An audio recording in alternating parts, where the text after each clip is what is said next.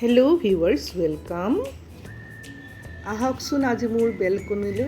এয়া মৰাপাতৰ শাক মই টাবতে গজাইছোঁ। চাওকচোন কেনেকৈ দীঘল দীঘল হৈ গৈছে। বাহিৰৰ কিনা শাকবোৰ খাবলৈ ভয় লাগে, কাৰণ মৰাপাতৰ শাকত বহুত কীটনাশক দ্ৰব্য দিয়ে।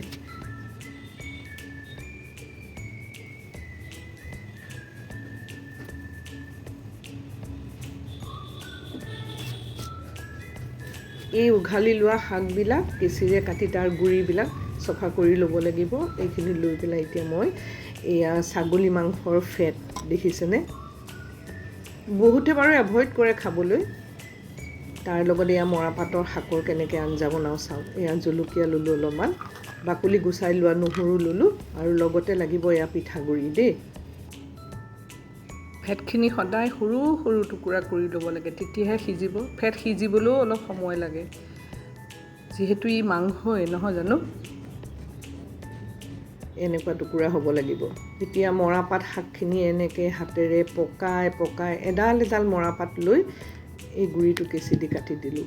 গুড়িটো বেছি ডাঙৰ হয়, এইটো নিসিজে। আৰু এনেকৈ দিলে মানে তৰকাৰীখনত খেলি মেলিৰ সৃষ্টি নহয়, কাৰণ দীঘলে দীঘলে দিলে কেতিয়াবা তৰকাৰীখন চাবচোন কিবা খেলি মেলি সৃষ্টি হোৱা নিচিনা লাগে, অসুবিধা লাগে। আৰু এটা কথা দেই, এইবিলাক দেখিছে, এইবোৰ মোৰ ছোৱালীয়ে নিজৰ হাতেৰে বনাইছে, মোক উপহাৰ দিছে। কৈছে, মা তুমি এইবিলাক যেতিয়া ভিডিঅ' কৰা তাৰ ওচৰত সজাই থ'বা, দেখিবলৈ ভাল লাগিব। চাওকচোন ইমান ধুনীয়াকৈ বনাইছে তাই। চাবনে? চাওকচোন, এয়া চাওক, তাই বনাই আছে। ডিউটিৰ মাজতে যিদিনাই তাই ডে অফ পায়, সেইদিনাখনেই তাই এইবিলাক নিজৰ হাতেৰে সৃষ্টি কৰি খুব আনন্দ লাভ কৰে।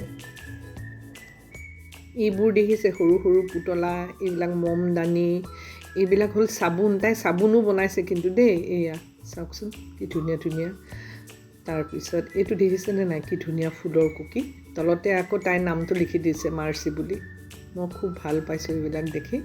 এইটো এটা হ'ল মমদানি। বাৰু বাদ দিয়ক, এতিয়া মই ৰন্ধন প্ৰকৰণলৈ আহোঁ নহয়। এয়া নিমখ আৰু হালধি দি মাংসৰ ফেটখিনি ভালদৰে সানি ল'লোঁ।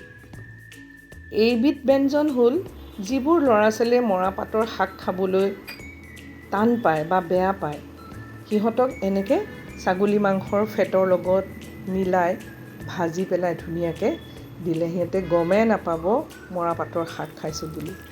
এনেকৈ মাকবিলাকে বুদ্ধি কৰি খুৱাবই লাগিব নহয় জানো, মৰাপাত শাকটো যে কিমান উপকাৰী। অৱশ্যে সৰু ল'ৰা ছোৱালীয়ে ছাগলী মাংসৰ ফেটবিলাক সহজতে হজমো কৰিব পাৰে। বেছি প্ৰেছাৰ থকা মানুহে এনেকুৱা ছাগলীৰ ফেট সদায় এভইডেই কৰিব লাগে। আমিতো এনেও মৰাপাতৰ শাকবিলাক খাওঁৱেই নহয়। খুব কম বয়সস্থ মানুহেহে মৰাপাত নাখাওঁ বুলি কয়। মৰাপাত শাক সকলোৰ বাবে অতিকৈ উপকাৰী। আপোনালোকে সদায় এনেকৈ আকৌ ছাগলীৰ ফেটবিলাক নাখাব দেই। মই এইটো এতিয়া আপোনালোকলৈ ট্ৰিক্সহে আগবঢ়াইছোঁ, যোনে মৰাপাত শাক খাবলৈ অলপমান বেয়া পায়। এইটো বুদ্ধিৰে আমাৰ মাহঁতে আগতে আমাক এনেকৈ মৰাপাত শাক খুৱাইছিলে। সেয়েহে এই ব্যঞ্জনবিধ আপোনালোকৰ ওচৰলৈ মই লৈ আহিছোঁ। ফেটখিনি সিজাৰ লগে লগে এয়া পিঠাগুড়ি 2 চামুচ দি দিলোঁ, তাৰ ওপৰত মৰাপাতখিনি দিলোঁ, তাৰ ওপৰত আকৌ এচামুচ পিঠাগুড়ি দিলোঁ, তাৰ ওপৰত আকৌ মৰাপাতখিনি দি ভালদৰে একদম উতলিবলৈ দিছোঁ।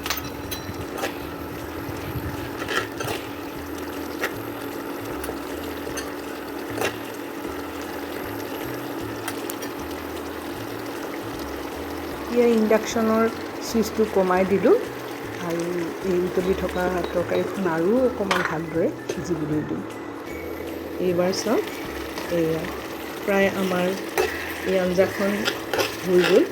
এয়া চাওক, এনেকুৱা জুলীয়া জুলীয়া ৰাখিব লাগিব অকণমান, তেতিয়া মৰাপাতৰ সেই বিজল এটা ওলাই যে খাবলৈ টেষ্টটো ভাল হয়। এতিয়া পৰিৱেশনৰ বাবে বাঢ়ি দিওঁ। ৰ'ব, খাই চাওঁ এতিয়া।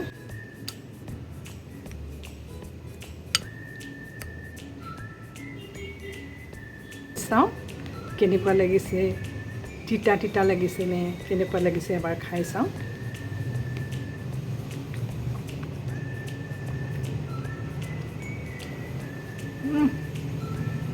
অকণমান তিতা তিতা, নহৰুৰ ধুনীয়া গোন্ধ।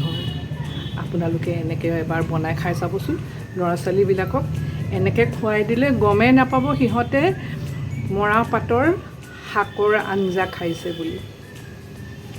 আজিলৈ আহিলোঁ। ভিডিঅ' লৈ আপোনালোকৰ ওচৰলৈ আহিম। ধন্যবাদ।